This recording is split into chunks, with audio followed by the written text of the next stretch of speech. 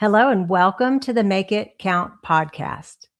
Raymund C. King, MD JD, is a magician, a surgeon, an attorney, actor, producer, and philanthropist. That's a lot. That word's hard to say sometimes.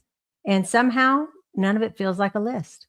Across each path, his work has earned recognition that would take most people an entire career to reach, let alone multiple. He's worked alongside major brands, given his time to causes that matter, and done it all without needing the spotlight. At his core, he's a lifelong student of the gifts he's been given and what it looks like to use them well. His best-selling memoir, The Tapestry of Life, reflects a life still unfolding, one where every chapter has led to the next, and there's no sign that he's done yet. Help me welcome to the podcast, Raymund King. Hello, Raymund. Welcome. Good morning. How are you doing today?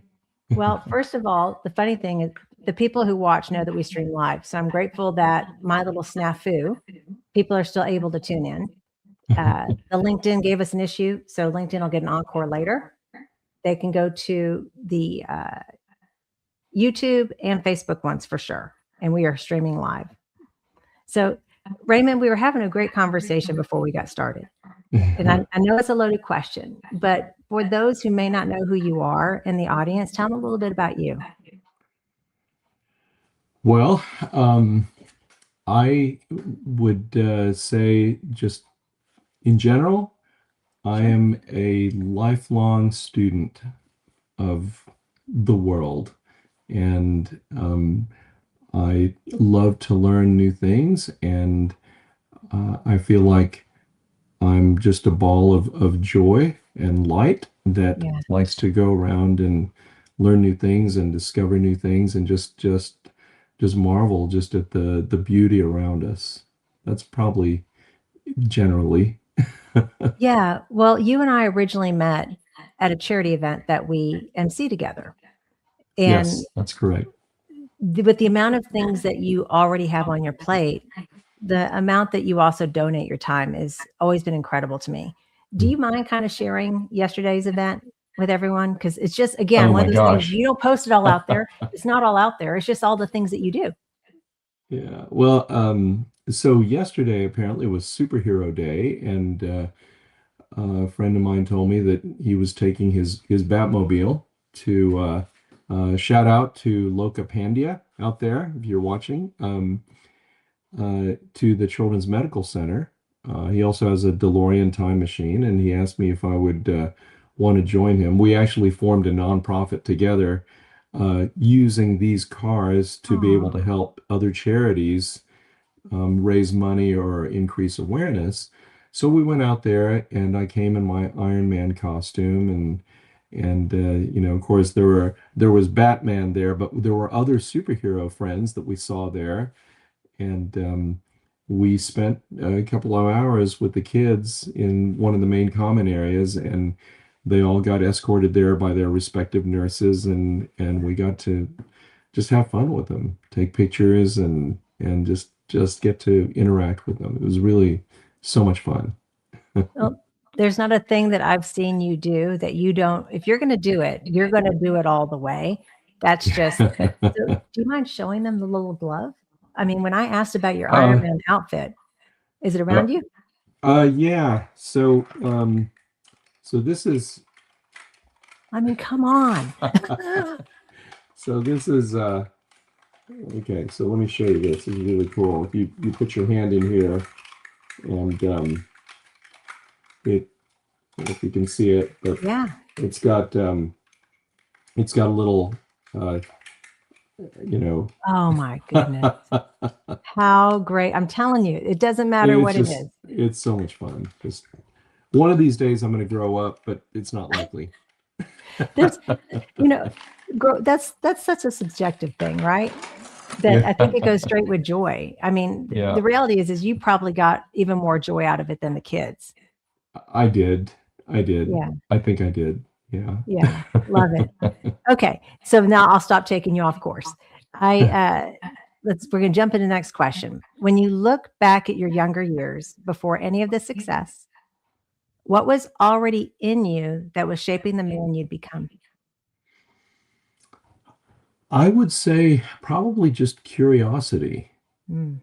curiosity, and just wanting to just learn about everything.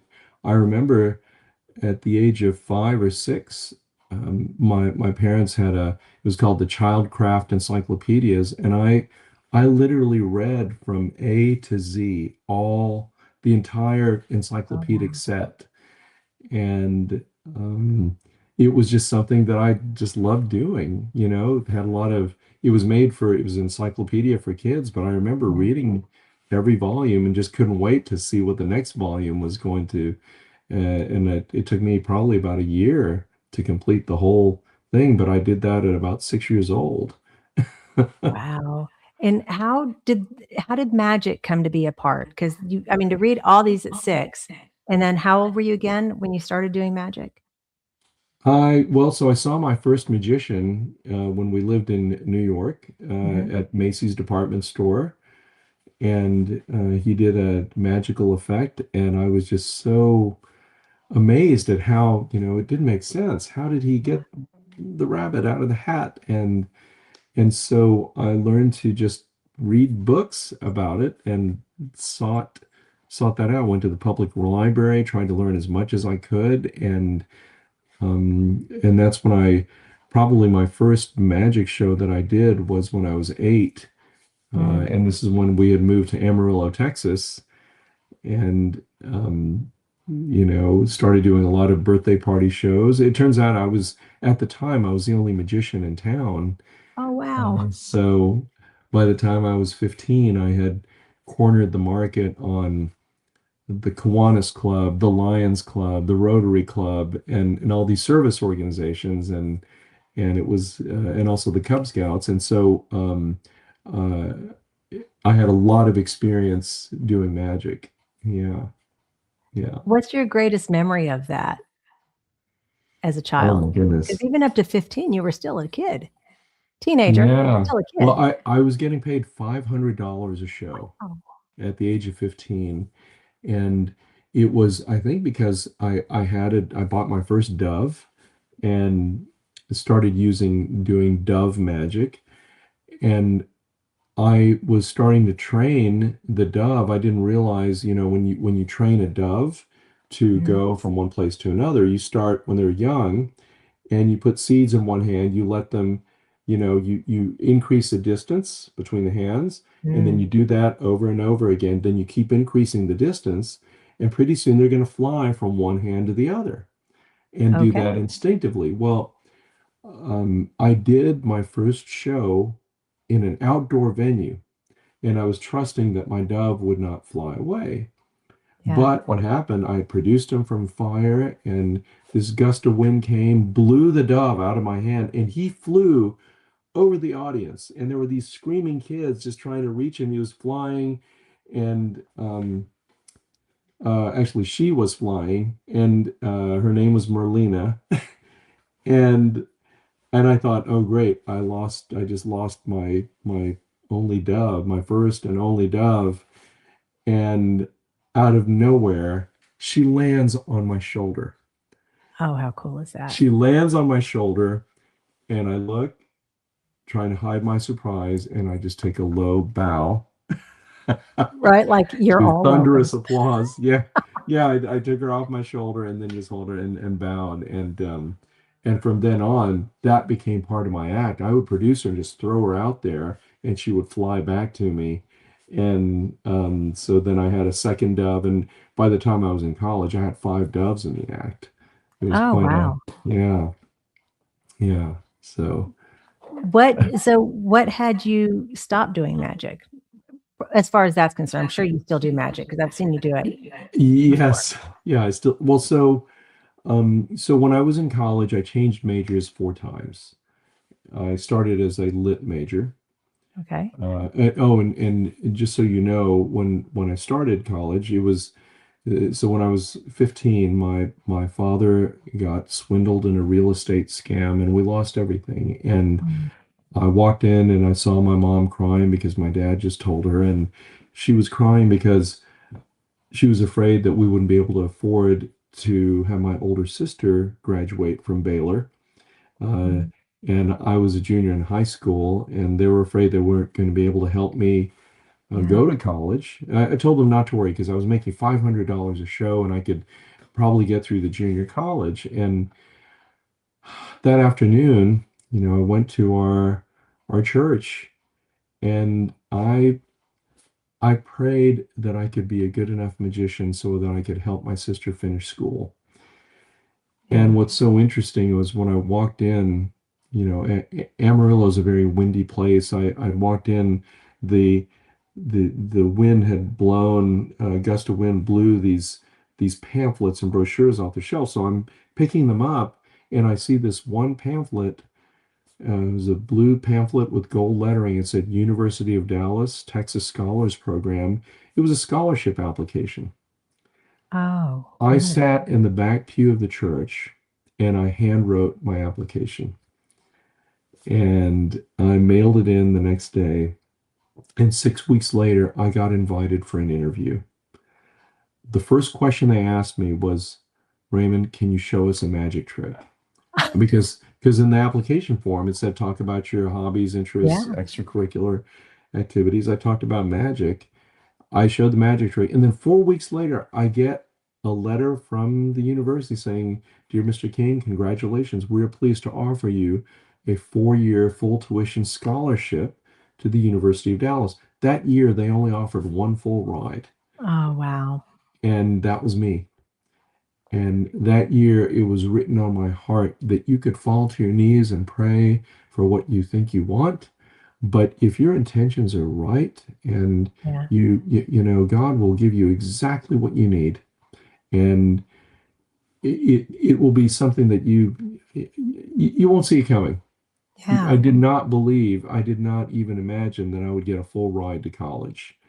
But I came to school with so much gratitude that I knew that I was going to go 110% with whatever I did. So Yeah. I loved writing and reading, so literature was my major. And the following year, it became philosophy.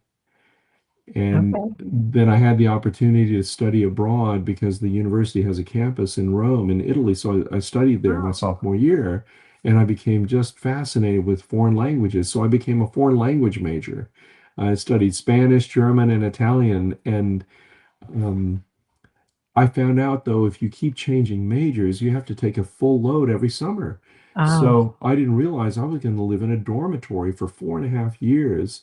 And during the summers, I worked at the Children's Medical Center in Dallas, answering the phones.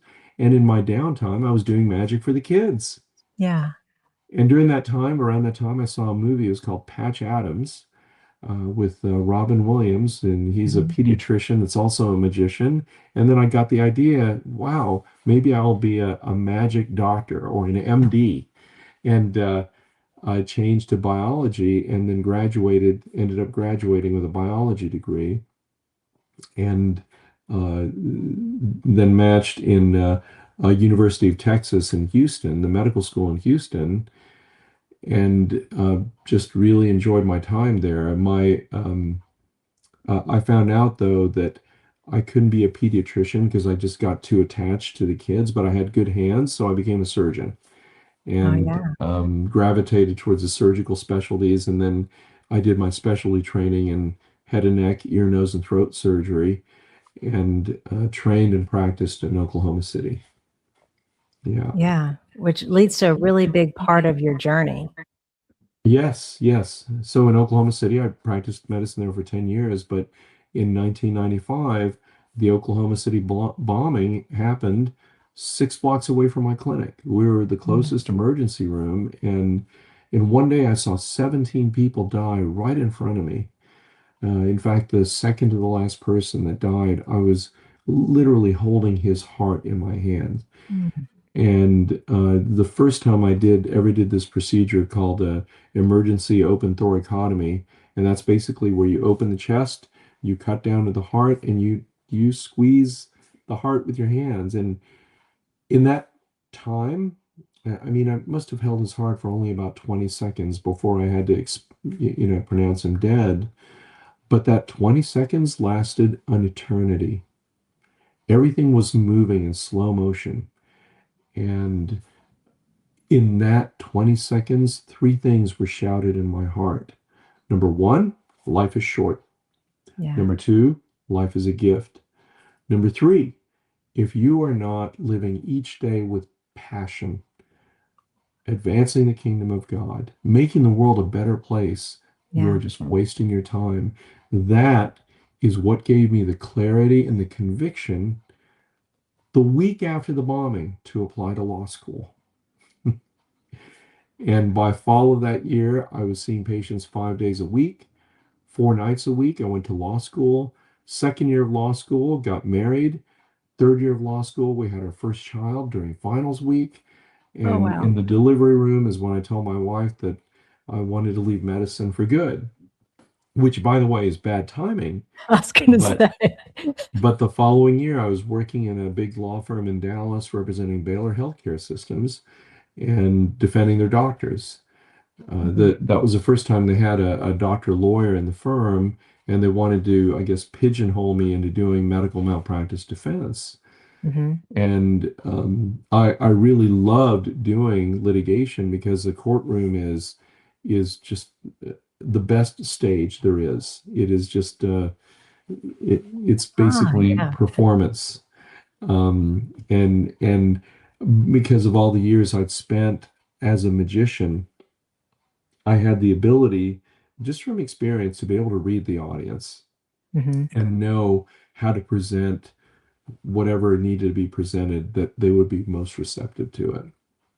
And yeah, and then, but the thing is, when I changed careers, I went from making about 500,000 a year to 55,000 a year. I had $130,000 of student loans to pay off, Mm. and literally every paycheck that came in was going to pay off the student loan. Yeah. We just had our newborn. We did not know had a nut allergy. My wife was eating nuts while she was breastfeeding. We didn't know till he was 2 years old that he was allergic. He had a nut allergy. Oh, wow. And um, but what happened though was when I was in that financial pinch, I could not afford to stop practicing medicine. Mm. So I saw patients on the weekends. I was working, moonlighting in emergency rooms. During my lunch breaks, I was even seeing patients. Oh, wow. Yeah, they'd give me a hard time for taking an hour and a half for lunch, but the thing is, you can see 2 to 3 patients in that time, and that's what I did. And I was pretty much working 7 days a week for about 8 months before I burned out. Yeah. And I found myself one time, it was almost 3 a.m. I was on the 39th floor of the tallest building in Dallas, typing a brief while my wife was home alone with our newborn. And I fell to my knees and just wept Mm. and said, Lord, what have I done? What have I done? Was this post-traumatic stress? Did I just leave a career because I was traumatized by the bombing? Did I just sacrifice not only my future, but my wife and my son's future by making this career change? And I prayed for guidance. I prayed for Mm. answers. And that week, an answer came in my emails. The managing partner of the firm sent out an email. It said, does anybody in the firm know anything about black mold? Our insurance company clients are getting sued on toxic mold claims, black mold claims. And I responded, well, I'm an ear, nose, and throat doctor. I know a lot about mold. So Yeah. over the next 6 months, people started sending me cases on mold. And in 6 months, I had enough cases to write a book. So I wrote my first book. It was called Toxic Mold Litigation. It was published by the American Bar Association and released the same week, coincidentally, the same week that State Farm Insurance lost a $32 million case in Austin. Oh, And wow. as part of their settlement negotiations, the insurance company mandated that their claims adjusters in Florida, Louisiana, Texas, and California read my book. We sold about 50,000 copies overnight. It became the best-selling book. My first book, best-selling book. That December, I opened my first royalty check in front of my wife. Remember, I owed $130,000. Yeah. The check came in at $128,000. Oh, my goodness. And we both fell to our knees in tears because that's when I knew our my prayers were answered. Yeah. And that's when I knew that I just needed to keep moving forward because he had me. Yeah. You've almost had me crying twice. So all of a sudden, I felt like my face was doing all crazy things.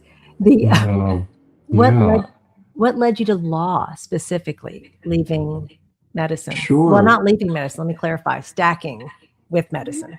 Well, you need to know, my father was a surgeon.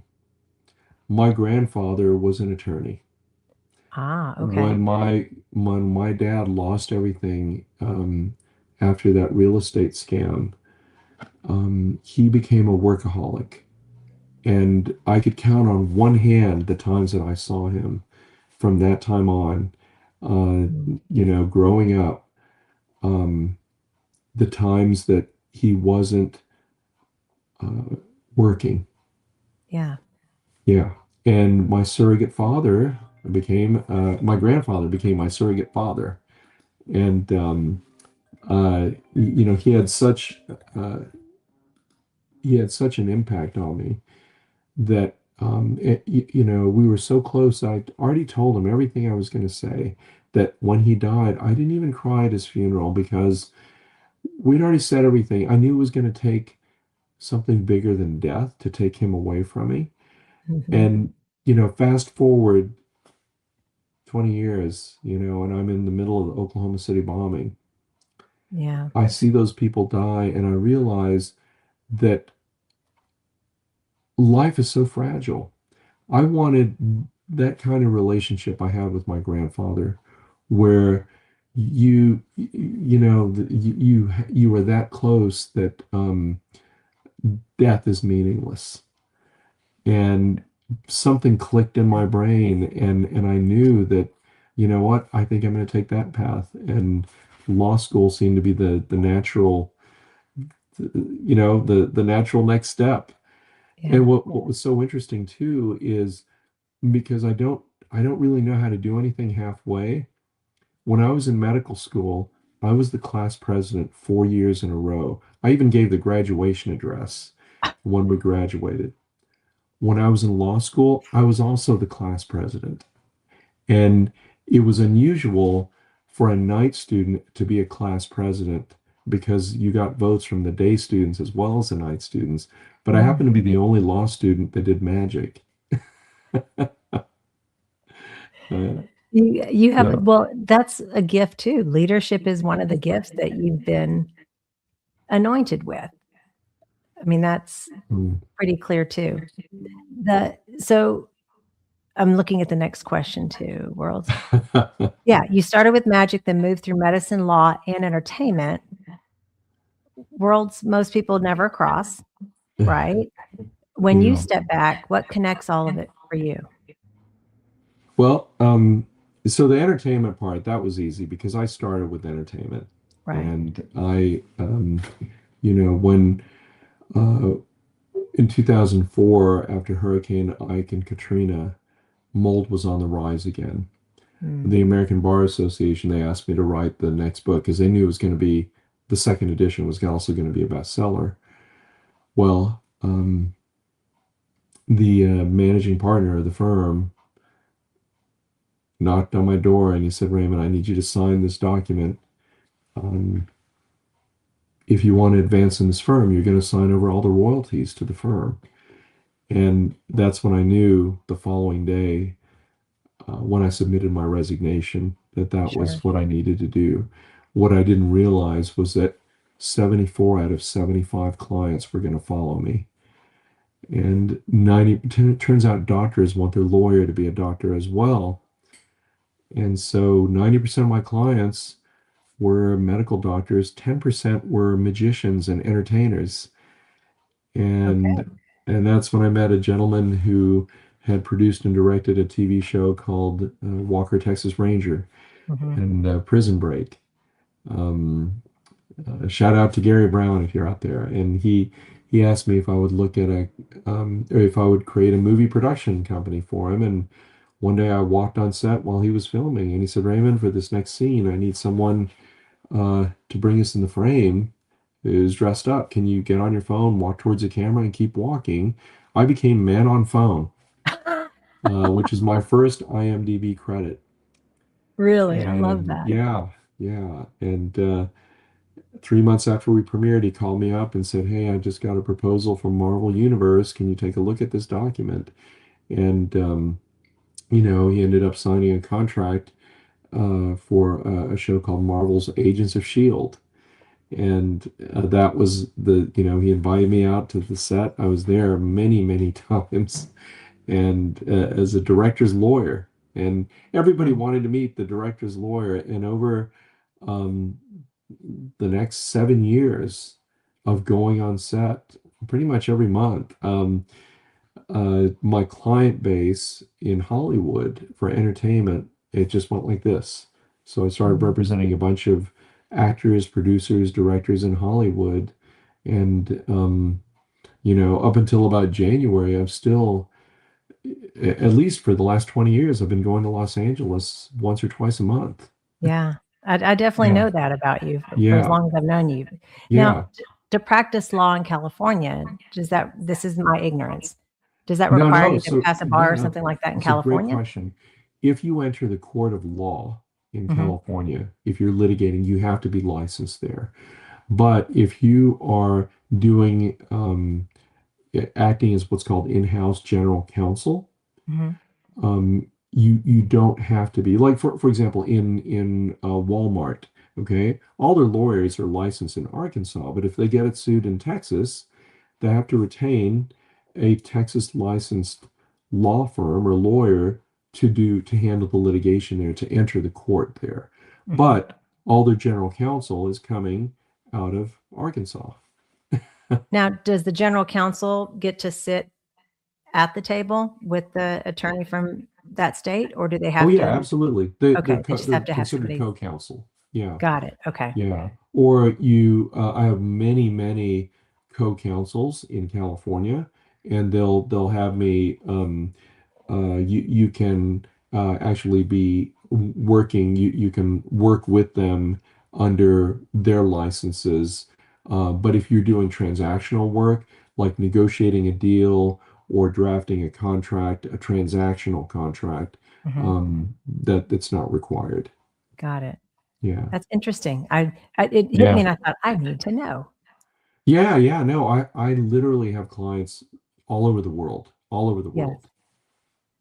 So, The let's see here, we've got most people feel that pull to do something differently, hmm but they ignore it. yeah. What gave you the willingness to actually move when your life was already working? Now let's move.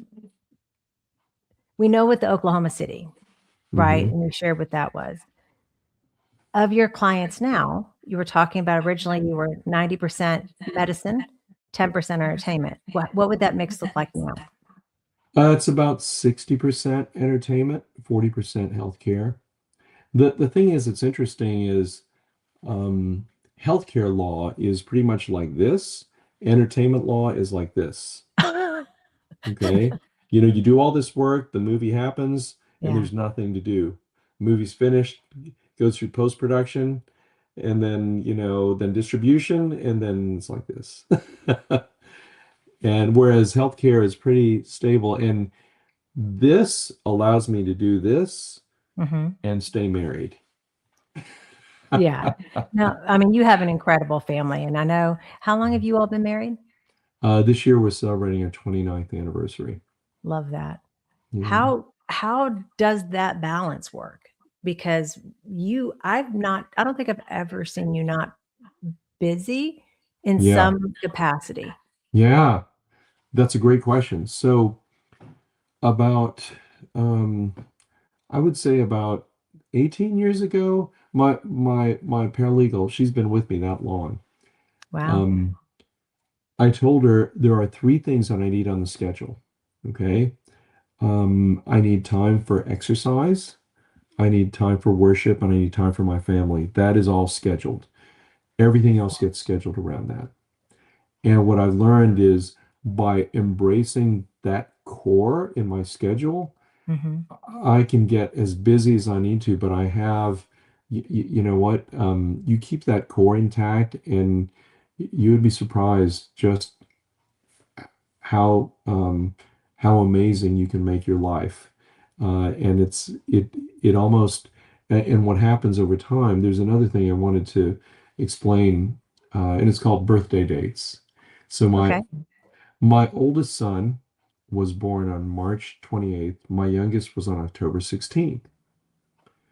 On the 16th and the 28th of every month, that son would have a birthday date with dad. Anything they wanted to do, um, anywhere they wanted to go eat or do, we would do it. Okay. We did this uninterrupted for 11 years. And if it took about 3 or 4 months of doing it before my family knew I was serious about it. And then my wife Hmm. said, "Hey, I want to get in on this." Yeah. So our anniversary is on August 2nd. So on the 2nd of every month, we have an anniversary day date. Anything she wants to do, we will do on the anniversary day date. A number of years ago, she said, "Okay, I want to have dinner at the Hollywood Magic Castle." Okay, so we flew out and we did that because I'm a member of the Magic Castle. And that's what we did. But what's so amazing is when there are times when I had to travel, we would schedule a makeup birthday date. Okay. And there was times when I had to travel so much that we would do our makeup dates on the fly. I'd say, "Hey, Alex, you want to do a quick makeup?" I said, "Yeah, sure." And so we would just do something on the fly. And now, even now that they've both finished college, I still get a text. In fact, right before about 2 hours before this podcast, my oldest son called me for advice. My 27-year-old son called me for Yeah. advice, um, because he's about to give this big presentation this morning. And I was just thinking, wow, you know, both my boys, they know who I am Yeah. because I grew up with them. And I look to myself, I think about when I was growing up, how I would always wonder if I got into a complicated situation. I'd say, I wonder what my dad would have done. Mm.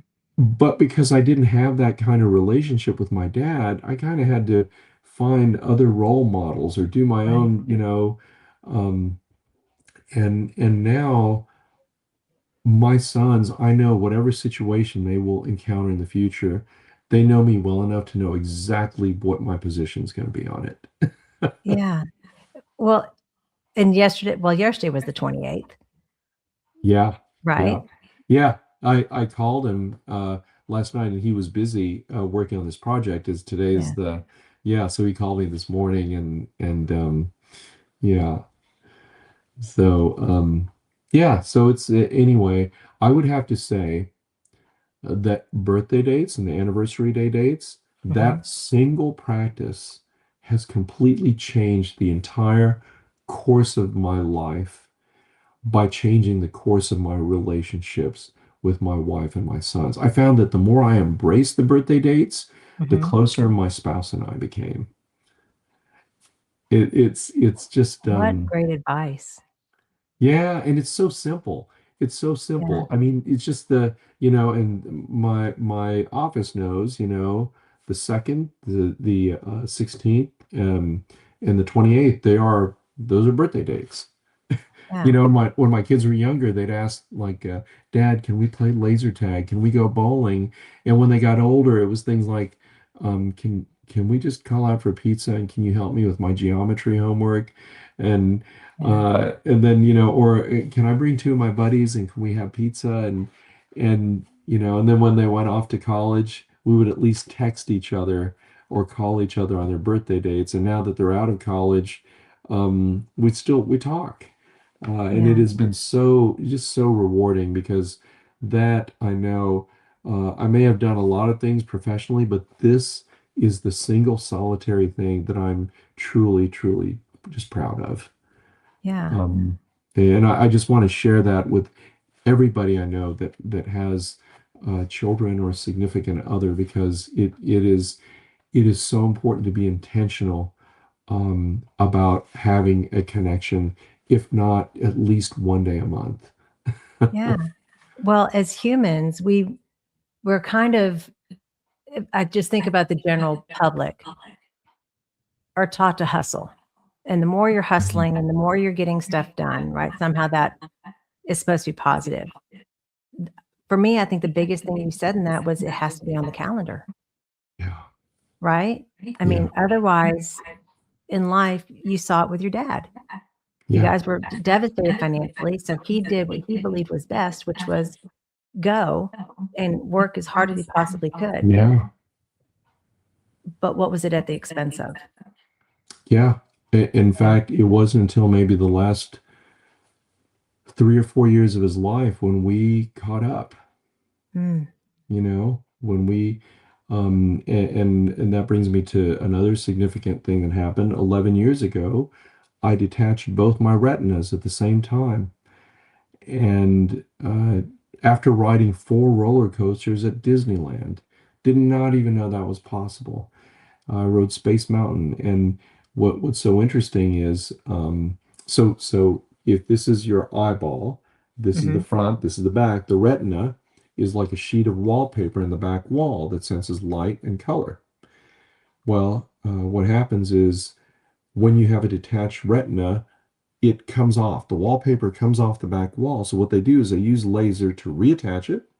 They inject a gas bubble in your eye, and as the bubble floats up, it keeps the wallpaper in place, but you have to keep your head face down for 10 days without moving. Mm. I was on a massage table, eating through a straw from the hole, in the massage table. And what they fail to tell you is that when you're in that position that long, your neck starts going into spasm and it's Oh. excruciating. Pain meds don't even, it's just in constant spasm because your head is the weight of a bowling ball. Mhm. And it's your neck is not designed to be in that position for that prolonged period of time. So I couldn't sleep for 10 days.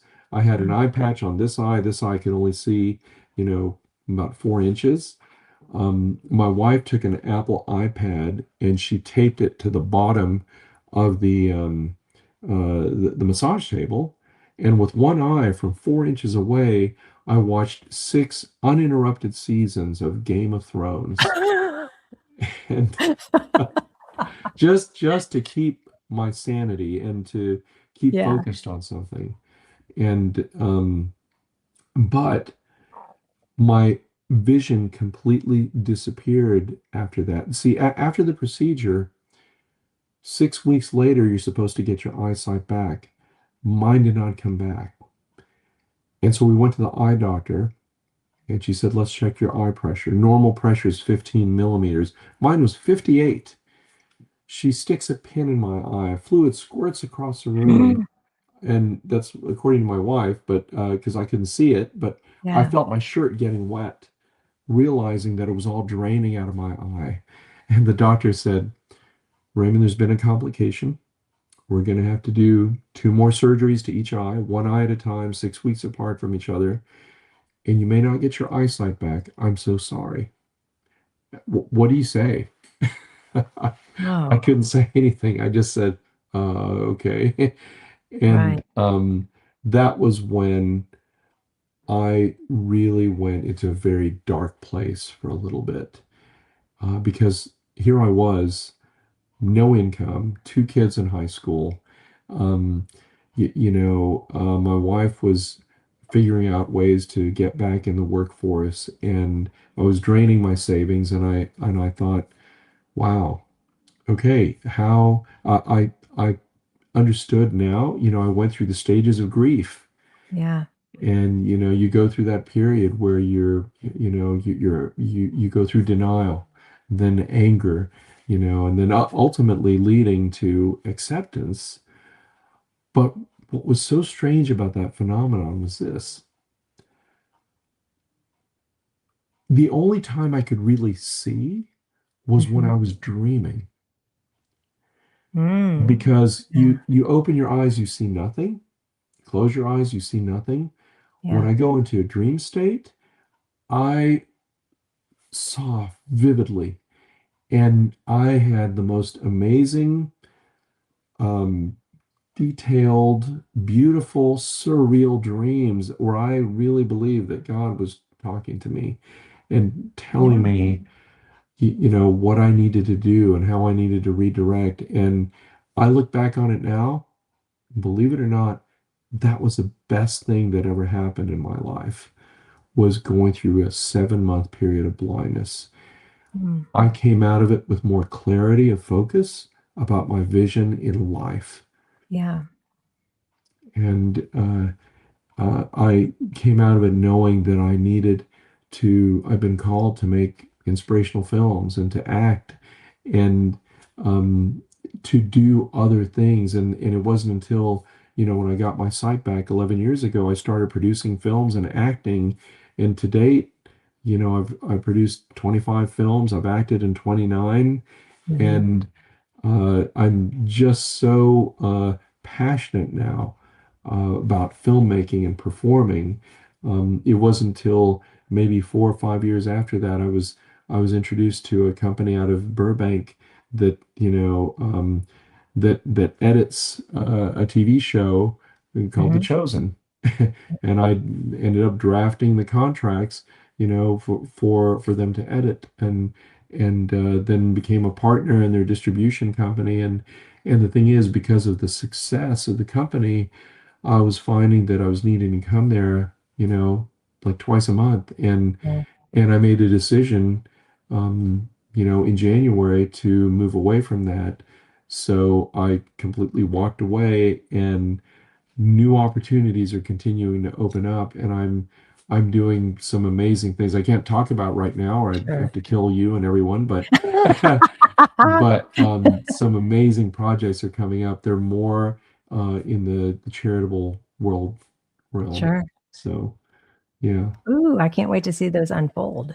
Yeah, yeah, yeah. You, I'm you excited too. know, the well, one, even in the Bible, he talked to a lot of the prophets through dreams. Hmm. That remember, I mean, clearly I'm not telling you anything you don't know. He talked to Jacob through dreams. Yes. And then they wake up and like, is it where we think, was that just a dream or was that real? Like, was that me manifesting or was that something that occurred? Hmm. I mean, granted, it's the written word. They didn't really question that. They knew that that's what it was. Yeah. I mean, as you described it, that's what was coming to mind for me. No, definitely. I think that God puts these desires in your heart, and Hmm. it's up to you whether or not you act on them. And I've Yeah. met so many people along the way that they are so imprisoned by their fears. 99% of fears don't ever happen.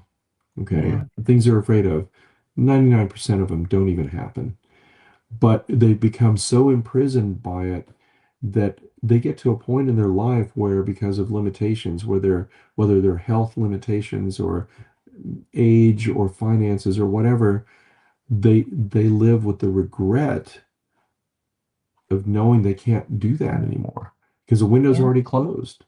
I was telling my wife, if I had hesitated a year to decide to go to law school, I would not have ever finished law school because we would have gotten married and had our first child, and I would not have had the bandwidth to get started in law school. Yeah. Um, I waited a week to decide to change careers. How would you encourage someone? Because I know you mentor a lot of people too, Yeah. young adults and adults. How would you kind of direct or encourage somebody to move beyond fear? Yeah, that's a good question. Well, number one, just know and realize that 99% of the things that you're afraid of don't even happen. Hmm. Okay. That's pretty good. Yeah. Number two, it's been said, fear means false evidence appearing real. And, Yeah. and, uh, and I know that a lot of people, they feel trapped because they feel a sense of security with the misery that they know, as Yeah. opposed to the unknown. And they're afraid that the unknown is going to be worse. But you know what? Many times it's so much better than they ever could have imagined. And the other thing too, like a lot of people, they fear failure. Hmm. And my advice is, you know what? Fail as fast as you can so Yeah. that you can do something different. Um, but you'll find, and this has been my experience, if you roll up your sleeves and just put your whole heart, your whole mind, your whole soul into what you're doing, um, it's kind of hard to fail because so few people work with that much intensity. Yeah. Most people, because they're unhappy with it, that they they just want to get by. When I do something, I want to do the best that I possibly can. It's impossible to achieve perfection, but it's not impossible to achieve perfect effort. Mm. Yeah. During my studies, my human behavior studies, something that Mhm. really stood out. Anytime somebody wants to do something differently and create that change, they have to go through the levels of learning. There's, or the 4 levels of competence, depending on which way you want to Mhm. look at it. That very first level after a decision's made to do something differently is that you're aware of what you want to do and you don't know how to do it. Mhm. And the way that shows up in our bodies is anxiety, it is fear, it triggers that little fight or flight brain. Yeah. What percentage of people from the studies do you believe actually retreat because they just can't stand being uncomfortable? And then I'll tell you the answer. What do you think Well, the percentage is of what? Of of people that once they try to do something new, they're uncomfortable because they're aware they want to do this thing, but they don't know how to do it, which makes them super uncomfortable. They would much Mhm. rather just retreat and go back to what they know, Mhm. which is what you're talking about, knowing their own miseries. What Yeah. percentage of the humans do you believe retreat?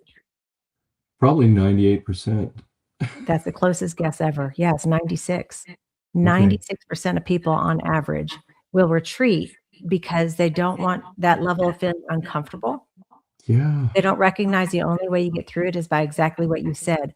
You roll up the sleeves and you keep doing it because the Yeah. repetition gets it to where you know how to do it. You might have to think about it, but then you get to a point where you understand it well enough that it's almost like driving back and forth I have from been your a house to your home. beginner so many times, where I've been in just complete discomfort.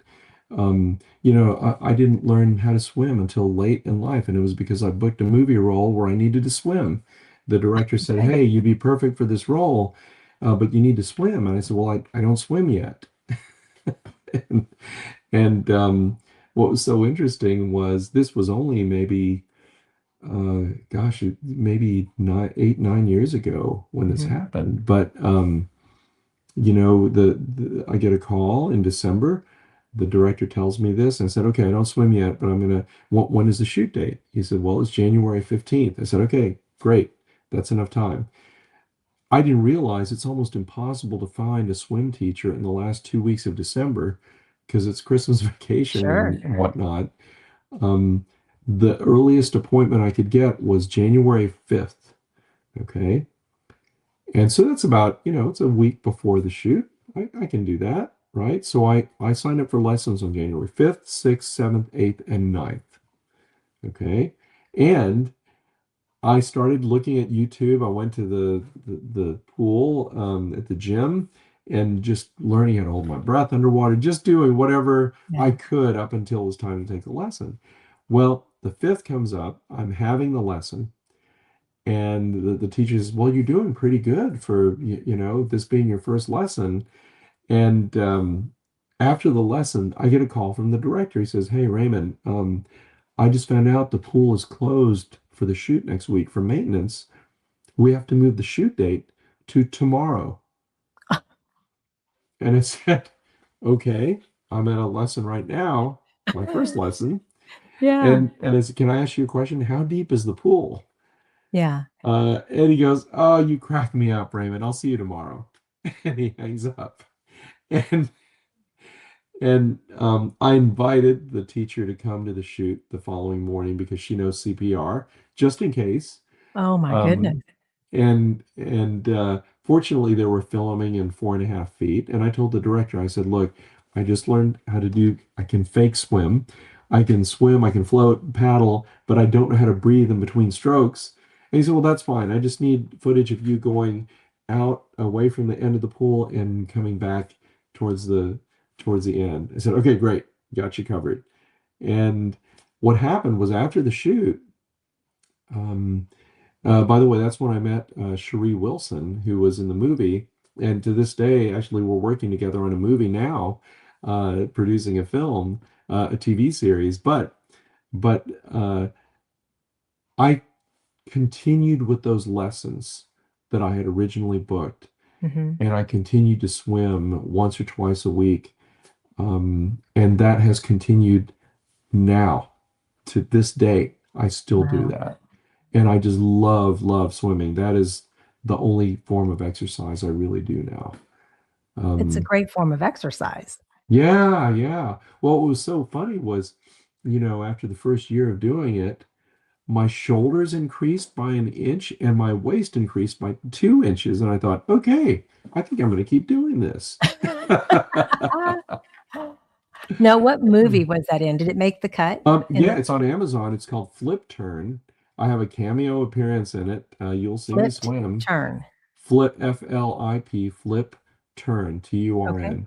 Yeah, All you can right. watch it on Oh, Amazon. I'm gonna find it. I'll see it Yeah, for sure. yeah.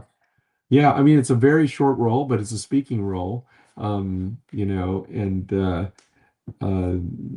yeah, yeah. So, Well, yeah. so we talked a little bit about fear and how you would sort of guide people to move through fear. What are your thoughts on creating joy? Like, how do people manifest joy in their life? Oh my gosh. Well, so I think it's fair to say everybody has a mental list they can make of things that truly bring them joy. Mhm. Whether it's playing with your grandkids or going mountain climbing or on a hike or going swimming or what I challenge you to do is make that list and strive every day to at least do one or more of those things Yeah. or anything that'll get you within shooting distance striking distance of achieving that you know how, for example, how some people go to a big public event and they get energized and some people get drained. Yes. Um, I'm the type that get energized. The more the people, the more energized I am. I just love it. Okay. So it is no surprise, over a maybe 20-25 year period, I've hosted about 140 events. And I just love, I also love being involved with charities. Yeah. And why don't I combine the two? Party for a charity, right? Or I love what I realized is I love singing and dancing on stage. We in 2022, I booked my first Broadway style musical. We, it's a comedy, a parody of the movie Die Hard. Um, Okay. we sold out in Hollywood. I played the role of Mr. Takagi. I get killed in the musical, but I go out singing and dancing. And and we sold out in Hollywood. And on the last day of performance, somebody in the audience says, "You must perform at our theater at the West End." And so the following year, we performed not only in Hollywood, but at the West End. And on the last day, somebody says, you got to go off Broadway. So guess what? Last year we got a chance to perform off Broadway before going to London to perform at the West End. And this year we have a 3 weekend engagement in Hollywood as a cabaret show. And so now my I get to sing in between tables. Okay. Yeah, and it's the director wants to make a short film about it in order to launch a feature film based on the parody that we put together. So I don't even know where it's going to go from there, but it is just so much joy, so much joy. And what had happened is when I booked the musical in 2022, I wanted to put myself in an environment where I would be regularly singing. So I signed up for musical improv. I loved it so much that um, I made friends with the people in the class. We formed a troupe. We competed in this local competition. We beat 17 other groups. We ended up tying for first place with our teachers, and and then we started getting hired for corporate gigs, and Yeah. we're performing May 29th coming Love up. that. Yeah. Well, for people who are local to DFW, where is that going to be at so they can look it up? Look up stompingroundcomedy.org. Stomping Ground. It's a 501(c)(3) that they do programs in the community for improv for autism, improv for anxiety, improv for memory care centers and Alzheimer's, Mm, improv for seniors. They have all these community outreach programs, and it is so amazing how therapeutic improv can be, especially for the elderly. Some of the ones that have problems with dementia or whatnot, where um, many times they're put in a situation where they're confused about dates or times or yeah. something, and their caregiver would say, "Oh, that's wrong," and make them feel bad Mm, that they got something wrong. But instead, why don't you yes and them and say, well, yes, your daughter likes to ride her bike, but she now likes to work in a lab. And then yes, and them back into present day. mm, Just how therapeutic that would be to use improv to help somebody gain their mental health, their mental equilibrium. mm, I've seen some amazing work. Some of the folks I work with, they have autism, and they're able to. They're hilarious, but they've used improv as a technique for them to break out of their shell, where they're no longer shy, or yeah. they had social anxiety, and it's improv has completely transformed them. So. Now, for Um, people who don't know what improv is, how does improv, what is it from a standpoint of the layout of, sure. So it is a means that there are rules of improv, rules, and basically what the audience sees is usually two people get on stage, you give them a one-word suggestion, and from that suggestion, it inspires some kind of fictitious scene that okay, ends up being funny. yeah, And the first rule is yes and, which means whatever suggestion, whatever comes up, you accept that as true and you build on top of it. Okay? Yes and. You got yes it. and. Number two, you maintain the integrity of your character. you if your relationship is brother sister, you don't all of a sudden change into something else. You maintain that relationship, whether it's a positive or a negative. You maintain the integrity of that relationship. Mhm. Three, you never negate your partner. So let's say the scene partner says, here, have an apple. You don't say, that's not an apple, that's a peach. You don't negate what they Mm, say, you build on top of it. And yeah, then you realize, if everybody lived the world like this, yes, how much better the world would be. You yes and life. Oh, I got in a car accident. Yes, and I'm recovering now. Oh, I won the lottery. Yes, and, or, yeah, I've just gone bankrupt. Yes, and now I have the ability to build myself up. If you keep yes anding, it is amazing how it will change the whole journey in your life. You Yeah. know, maintain the integrity of your character. That's a big one. You know, maintain your personal integrity. Um, and there are other rules to improv, but maintain your integrity and not negating your partner. We also, try to lift up, elevate your partner. You don't try to knock them down, and unless it's one of those improv scenes where that is the goal Right. of the scene. Um, it is something that I believe is complementary to learning how to act, film and TV acting, and for that matter, I want to share, I have a lot of reverence for film and TV acting because you, as the actor, whether the script is 5 pages long or 50 pages long or 150 pages long, you, the actor, know if you're going to die, if you're going to win the lottery, if you're going to Mhm. get the girl, you know what's going to happen in your life. You, the actor, a mere mortal, get to see what God sees every day. Mm.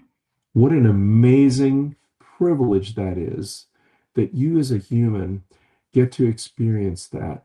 You know what's going to happen, but if you're doing it right as an actor, it's really happening to you. Yeah. And uh, it is such, and that's why acting, film, and TV has the ability to move us because it is something that, to me, it's very. Again, I just approach it with so much reverence and respect. It is by far one of the hardest things I've ever had to do was learn how to act. I mean, I could see that, right? But a musical, I think, would have to be in my mind. And so you're going to say yes, and I just hear it. The because you don't get to stop and do another take. You're live. Well, I mean, yeah, in improv, yes, you're live. You're Well, and like when we in your parody of Die Hard, you're Well, when we do musical improv, you're making up not only the storyline but the song and the dance. It's all being made up in real time, yeah, and you gotta, And what's interesting, you don't have to memorize any lines, but you do have to practice. You do have to practice being able to do that to make it look effortless. And that's part of the joy. That's part of the excitement of it. Is it's a whole other adrenaline rush because you are singing with your whole heart and soul, loud, and you go in there with the conviction, knowing that this is the art form. This is. I yeah. hope you like the show. I'm going to make it out there, and then maybe we'll get a Okay. little video that I can share with the audience as well. I've taken you a little over, and I know you always keep a tight schedule. So Oh, as we go to wrap up, tell me what do you want to leave the audience with? You've given so many nuggets, Raymond. I can't thank you enough oh for my making the gosh. time. Okay, so here's a couple of my favorites. One is if you can decrease the amount of time between when you think about doing something you love and when you actually do it, by decreasing the amount of time, you will increase not only your joy, but your success. I have a friend who, you know, he told me this was 10 years ago. He needed to learn Spanish because a lot of his coworkers, speak Spanish. I said, okay, Sure. great. Here's a language program that you can use, and gave him all this advice about how to learn a new language and whatnot. And um, fast forward 10 years, and I said, hey, how's your Spanish going? He goes, you know what? I haven't found time yet. I haven't gotten around to. This is 10 years later. And I said, dude, I'm working on my eighth language right now. In fact, my personal goal is to know 16 languages before I leave this earth. I already purchased all 16 language programs, And I'm systematically going through each one and trying to learn enough about the languages that I can make friends and travel. Sure. And I mean, you have to be intentional about it. Okay. So, number two, here's the second tip: learning how to focus. Okay. Okay. Um, the only difference between a 100-watt light bulb that lights part of a room and a 100-watt laser that can cut through steel is focus. No change in power, Mm. just a change in focus.